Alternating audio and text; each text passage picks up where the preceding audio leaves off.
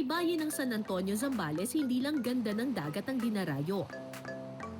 Pati ang mga laman dagat na siguradong sariwa at panalo sa lasa. Marimar! Charot!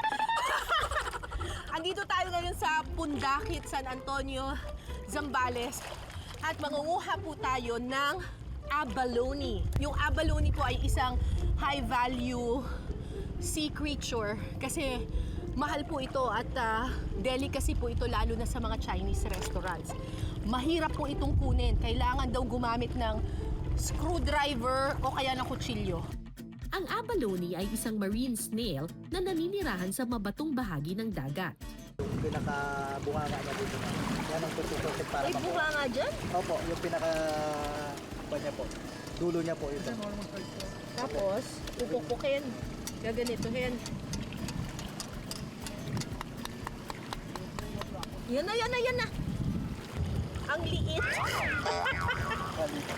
Ang liit lang pala na nabuha. Ang sakit sa puwet. Okay, yes. Kita ko na siya. Mahirap siya makuha. Mahanap ha. Ayan, may kuha na ako. Sa totoo lang, madali lang naman siyang kunin kasi pupukpukin mo lang siya tapos matatanggal na siya, matutungkab na siya dun sa bato. Ang problema ay yung paghahanap sa kanya kasi kung makikita ninyo yung abalone, halos kakulay niya yung mga lumot at saka yung bato. So ang hirap niyang mahanap. Kailangan matalas ang mata mo. Marami raw abalone sa mabatong bahaging ito ng dagat sa pagitan ng Agnain at Anawangin Cove. Mayroong mga palatandaan ba? Parang maliit na butas ng gano'n sa mga. Ayan, oo nga no. Hindi ko siya makita, pero parang hahanapin mo lang yung mga, may mga parang siwang. Parang may kita.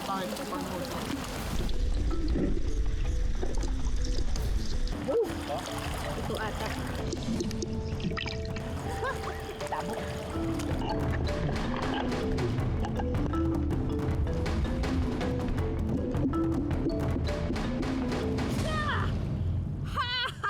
Kakuha ko. Ang hirap nito ah. Ito po yung malaki. Teka.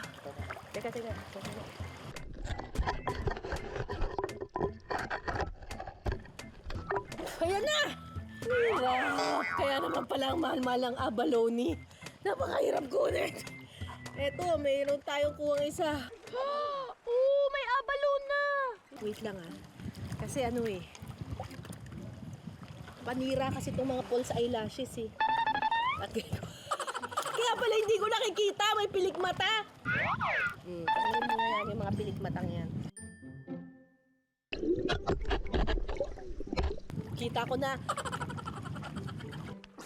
Ito, nakikita ko na, nakakapa ko siya. Dudukutin ko lang. Anong luto kaya sa abalone ang papatok sa panlasa? Abangan mamaya.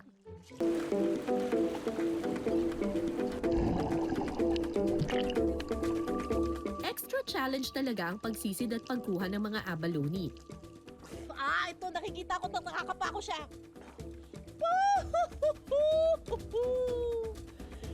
Okay, natutok natin. Pero sulit naman daw ang pagod pag natikman na ang luto rito. Kaya naman ang mga sariwa at bagong hango mula sa dagat na abalone, ngayon iluluto na natin sa kusina. Ang masarap na luto raw dito ay adobo. Adobo. Lilinisan daw muna ang mga abalone. Pag lulutuin po, tatanggalin po natin sa Nang buhay pa? Opo, yan. Tatanggalin Opo, natin siya dito. Opo, tatanggalin po siya dyan, ma'am. Ayaw niya magpatanggal eh. Ayaw. Opo, sige po, ma'am. Hello. Hello. Hello. Ayaw mo mag... Ayaw eh. Paano mo tinatanggal? Ito po, ma'am. Ito po. Na ganun lang po siya, ma'am. Bakit parang ang dali lang sa'yo? Ito po, ayan. Ito po, ganyan po siya. Okay, tapos... Tapos, tatanggalin po sa kanyang Shell. So pagkatapos mo tanggalin dito, ilalaga mo sila. Opo, ilalaga Tapos ko po. hihiwa-hiwain. Gano'ng katagal nilaga? Mga 5 minutes lang po. 5 minutes lang. Okay. Bawang. Igigisa muna ang bawang at sibuyas Yan. Yan. Isunod po natin po. Ayan na, ang abalone. Opo, abalone. At saka isusunod ang abalone. Yan lang po yan. Kunting ano lang po ito. Gisa-gisa. Sunod na ilalagay ang paminta, dahon ng laurel, at oyster sauce. Tapos, Tapos, kunting ano lang po. Ilang. toyo. Pangkulay lang. Ang kulay lang po. Eh, wala pa suka. Mamaya po, kunti lang mamaya. pa. Ano lang. Ako eh, no? Yan, ito po ang aming adobong abalone. Recipe po ng pundakit. Ay, suka na. Suka na po. Kunti lang po, para hindi po ano. Si Ate Magdalena, ang mabilis magluto eh, no? Para po, hindi po siya makunat. Okay na po to. Ah, ganun. Kailangan mabilis talaga, Opo, no? para hindi po siya makunat. Oh, pag magluluto Kasi kayo ng po, abalone, kailangan Pag mabilis sobrang lang. luto po, makunat po siya. Okay na to. Okay na po Wala to. na rin tikim-tikim, ha? Wala na po. Galing ninyo. Kabisado nyo, ha? Ayan na. Okay na. Alright. Ito na po ang ating adobong abalone. First time kong kakain ito, kaya excited na akong tikman to.